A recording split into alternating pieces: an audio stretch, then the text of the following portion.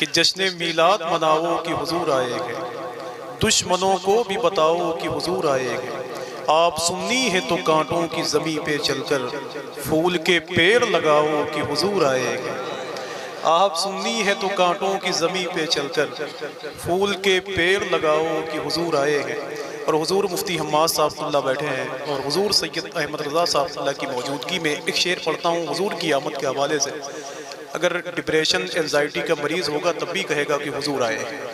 میرے حضور کی پیدائش مبارکہ ہوئی مکے میں، تو مکے کے چوراہے پر ایک آدمی نے کہا کہ یار یہ مکے کی آب و ہوا تبدیل ہے، مکے کی فضاؤں میں خوشبو ہے، یہ سب مکے میں کیا ہو رہا ہے؟ تو اس سے ایک آدمی نے کہا کہ تجھے معلوم نہیں آج مکے میں محمد ابن عبداللہ کی پیدائش مبارکہ ہو چکی ہے۔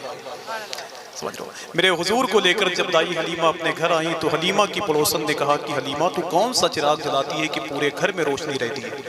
تو دائی حلیمہ فرماتی ہے کہ جب سے میرے گھر میں حضور آئے ہیں میں نے چراغ جلایا ہی نہیں۔ سمجھ رہے ہو؟ ایک شعر پڑھتا ہوں، دیکھیں ہو سکتا ہے سنو بھائی میرے پڑھنے سے پہلے ہی اس شعر کو سن چکے ہوں کہ جشن میلاد مناؤ کہ حضور آئے گے۔ ایک سنی نے ربیع النور شریف کے موقع پر مفتی صاحب اپنے گھر کو سجایا تو ایک وہابی نے کہا کہ یار یہ بتاؤ اس گھر کو کب تک سجاتے رہو؟ تو سنی نے کہا کہ کیا بتاؤں، اعلیٰ حضرت سرکار نے بڑا لمبا کام دے دیا۔ کہا وہ بریلی والے کیا کہتے ہیں؟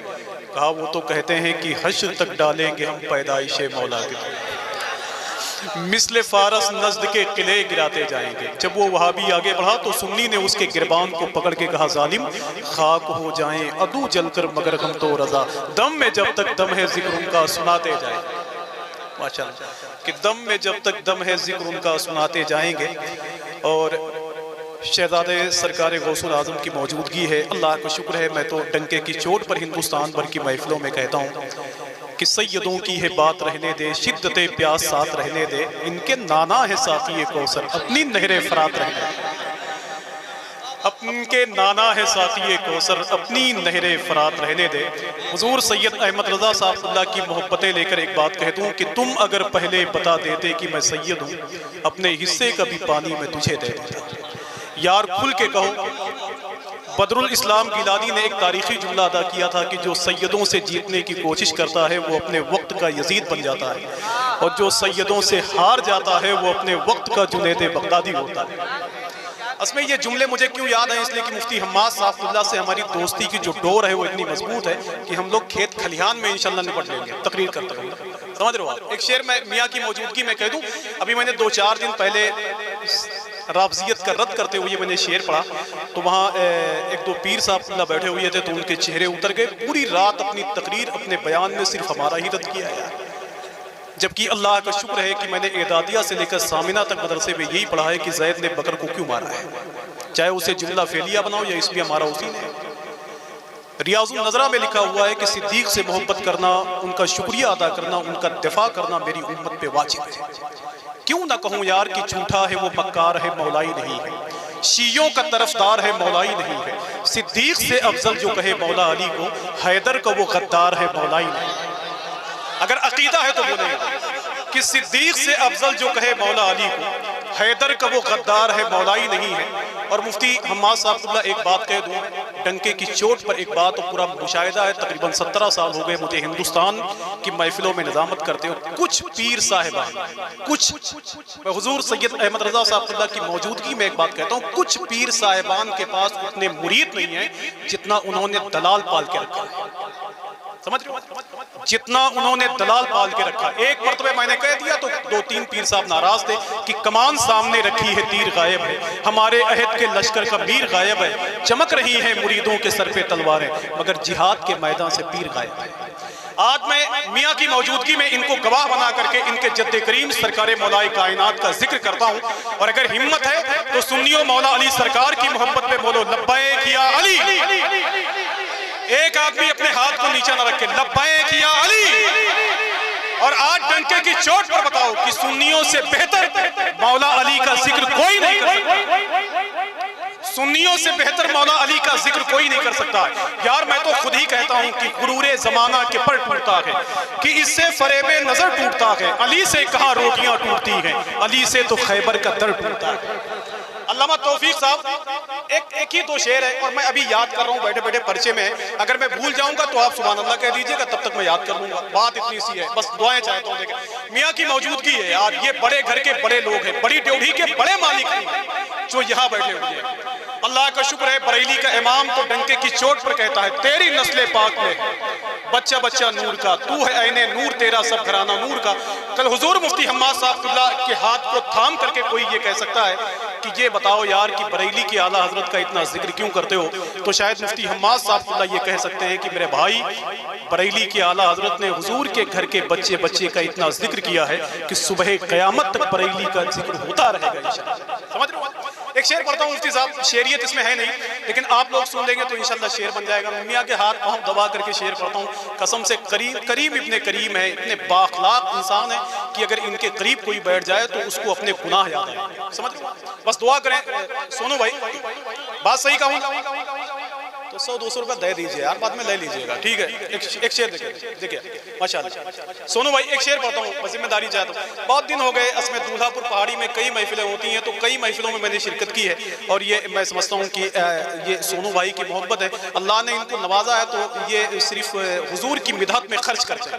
سمجھ رہے ہو؟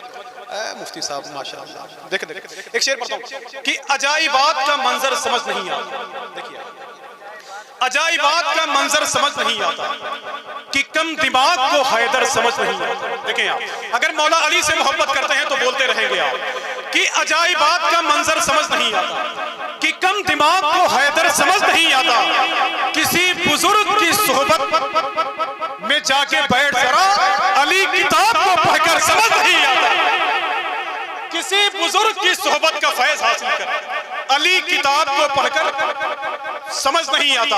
اور اگر مولا علی سے محبت کرتے ہیں تو دولہا پور پہاڑی قرب و جبار والوں میرا آخری شعر سن کے جاؤ آپ اور ذرا ہاتھوں کو اٹھاؤ اور مل کے بولو لبیک یا علی، لبیک یا علی۔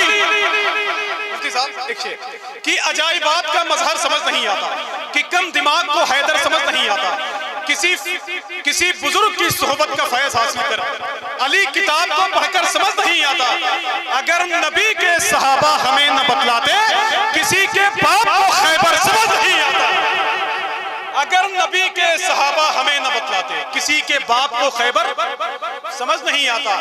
بڑے تو خیر بڑے ہیں، بڑوں کے کیا کہنے، علی کی آل کا اصغر سمجھ نہیں آتا، علی کی آل کا اصغر سمجھ نہیں آتا۔ کہ جشن کا اہتمام کرتے ہیں، ساری دنیا میں نام کرتے ہیں، سارے حضرت جو کر نہیں سکتے اعلیٰ حضرت وہ کام کرتے ہیں۔ اللہ کا شکر ہے کہ جماعت اہل سنت کی ایک عظیم الشان ذات ہندوستان اور ہندوستان بھر میں جن کی گفتگو کو سننے کے لیے لوگ میلوں سفر کرتے ہیں، خطیب ہندوستان خطیب الاسلام حضور شاہ علامہ مفتی حماد رضا صاحب اللہ مراد آبادی کی آمد ہے۔ اعلیٰ حضرت سرکار کے مسلک و مشرب کا بڑا کام کیا ہے، اپنی گفتگو کے حوالے سے ہندوستان بھر کی محفلوں میں وہ جب جاتے ہیں تو لوگ خود ہی کہتے ہیں کہ اگر وہ شخصیت نہیں ہوتی تو ہمارے سروں پر عشق رسول کی ٹوپیاں کون رکھتا۔ اعلیٰ حضرت سرکار کی محبت کو لوگوں کے دلوں میں بہت آسانی کے ساتھ اس نے چسپاں کر دیا ہے۔ اللہ کا شکر ہے کہ وہ یہاں بیٹھے ہوئے ہیں جن کو سننے کے لیے لوگوں نے کبھی کبھی میلوں سفر کیا ہے۔ اللہ ان کا سایہ دراز فرمائے، ان کی گفتگو کو سن کر عمل کی توفیق عطا فرمائے۔ ہندوستان کی ایک بڑی خوبصورت آواز جس نے بچپن سے لے کر آج تک اللہ کے رسول کی نعت خوانی کے حوالے سے پورے ملک میں اپنے نام کو روشن کیا ہے، جناب سیف رضا کانپوری صاحب اللہ۔ اب یہ بتائیں کہ حضور مفتی حماد صاحب اللہ کو کتنے لوگ سننا چاہتے ہیں، وہ ذرا ہاتھوں کو اٹھائیں تو ماشاءاللہ۔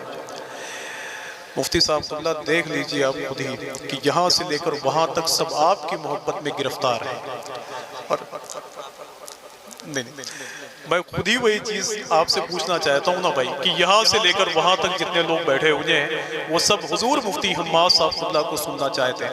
اچھا یہ بتائیں کہ رات کے تقریباً 1 بجنے والے ہیں، کتنے لوگ ہیں جو جناب سیف کانپوری کو سننا چاہتے ہیں؟ اب تو میں فیصلہ ہی نہیں کر پا رہا ہوں کہ میں مفتی صاحب کو آپ کے حوالے کر دوں کہ جناب سیف کانپوری کو آپ کے حوالے کر دوں۔ مفتی صاحب قبلہ محبت کے معاملے میں اللہ کا شکر ہے کہ جہاں حضور کی باتوں سے لوگ محبت کرتے ہیں وہیں حضور کی نعتوں سے بھی محبت کرتے ہیں۔ یار ایک شاعر نے کبھی کہا تھا وہی تو فیصلہ کرتا ہے پتھر کے مقدر کا، کسے ٹھوکر پہ رکھنا ہے کسے اسود بنانا ہے۔ سمجھ رہے ہو آپ؟ یہ تو اللہ کا کرم ہے. مفتی حماد صاحب اللہ بیٹھے ہوئے ہیں. نعت کا ایک شعر پڑھ دیتا ہوں, بس اپنی ذمہ داری کو ختم کرتا ہوں, اس لیے کہ اب نظامت کرنا بہت مشکل ہے. سمجھ رہے ہو؟ جیسے بغداد شریف میں ایک تقریر کرنے والے نے اپنی بیوی سے کہا کہ یار یہ بتاؤ کہ میری تقریر کیسی ہوتی ہے. کیا آپ نے کبھی پوچھا ہے کہ میری تقریر کیسی ہوتی ہے؟ تو اس نے کہا کہ آپ کی تقریر تو بہت اچھی ہوتی ہے, مگر آپ کی تقریر میں ایک عیب ہے. کہا وہ کیا؟ کہا آپ ایک ہی بات کو بار بار ریپیٹ کرتے ہیں جس سے سننے والوں کو بڑی تکلیف ہوتی ہے. تو خطیب صاحب نے کہا محفل میں بہت سارے بیوقوف بیٹھے ہوتے ہیں, ان کو سمجھانے کے لیے ایک ہی بات کو بار بار ریپیٹ کرتا ہوں. تو اس نے کہا حضور جب تک آپ ان بیوقوفوں کو سمجھاتے ہیں تب تک سمجھدار لوگ اپنے گھر چلے جاتے ہیں. تو یہ کام آپ کو نہیں کرنا ہے. سمجھ رہے ہو آپ؟ میں اپنے بھائی محترم حسن رضا اطہر کے 2-3 شعر پڑھتا ہوں. نظامت کی دنیا میں بڑا نام ہے. بس ایک مثال کے طور پر, وہ عطر دان سا لہجہ رچاؤ ایسا. دیکھیں تھوڑی سی ذمہ داری. چچا داڑھی کے بال سفید ہو گئے ہیں, کچھ دنوں کے بعد سب یہی کہیں گے سب لوگ جا رہے ہیں کپڑے بدل بدل کے, ملک عدم میں یاروں کیا عید ہو رہی ہے. ہاں تیاری بنائیے ماشاءاللہ. وہ عطر دان سا لہجہ رچاؤ ایسا. مفتی صاحب اللہ اتنا اچھا قافیہ میرے بھائی اس میں استعمال ہے کہ میں کیا بتاؤں گا. وہ عطر دان سا لہجہ رچاؤ ایسا. اٹیا تھوک والو, دولہا پور پہاڑی والو, قرب و جوار والو, نوشہرہ والو, باقی نام تو نہیں معلوم ہے, دہی بڑے والے کیا نام ہے.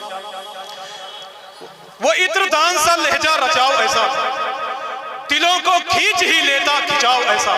دیکھیں یہ کھچاؤ اور لگاؤ. دیکھو اختر بھائی اس کے بعد جو لگا ہوا شعر ہے, اگر میں اسے بنارس کی منڈی میں پڑھ دیتا تو اللہ کا شکر ہے کہ وہاں کے لوگ بلیوں اچھل کے سبحان اللہ. دیکھیں وہ عطر دان سا لہجہ رچاؤ ایسا تھا, دلوں کو کھینچ ہی لیتا کھچاؤ ایسا تھا.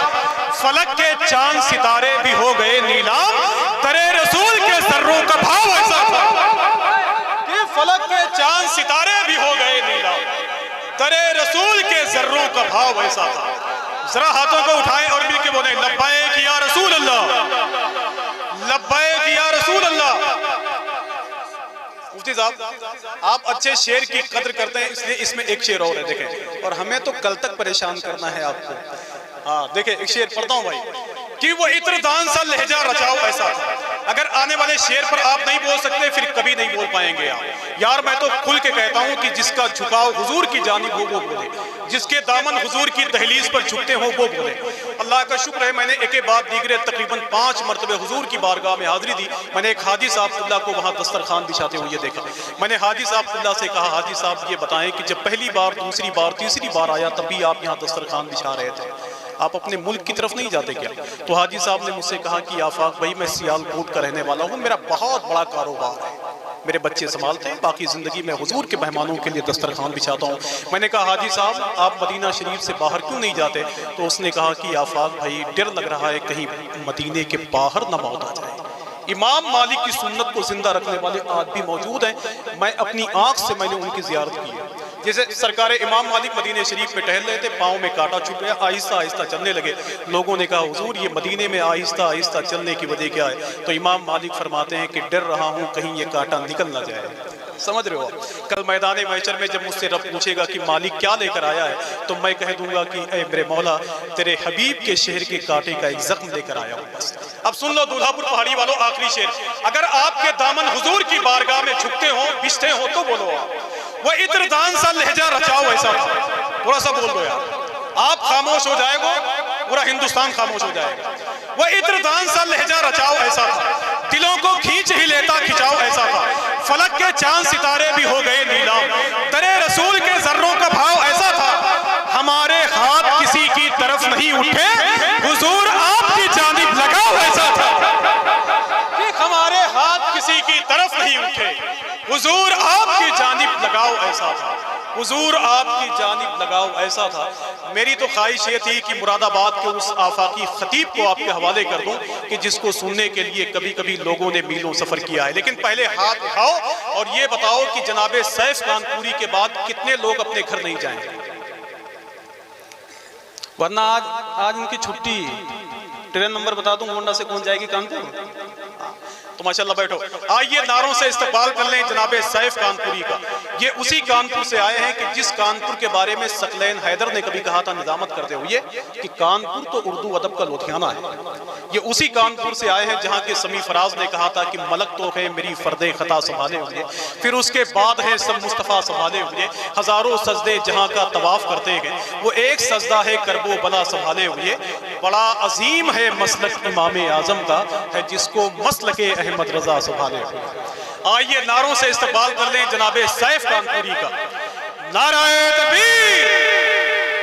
अभी तो सोनो भाई अभी तो बहुत जिंदा थे ये लोग, मतलब हैं वही लोग कि मतलब सब छुट्टी पे हैं। नाराए तकबीर, नाराए रिसालत, मसलके आला हजरत, जश्न ईद मिलादुन नबी, हजरत अल्लामा मुफ्ती खम्मार रजा साहब तिबला, जनाबे सैफ रजा कानपुरी। नाराए तकबीर, नाराए रिसालत। अजीब शख्स है, गुस्सा इसे नहीं आता, ये मुस्कुरा के मिलेगा तो कत्ल कर देगा।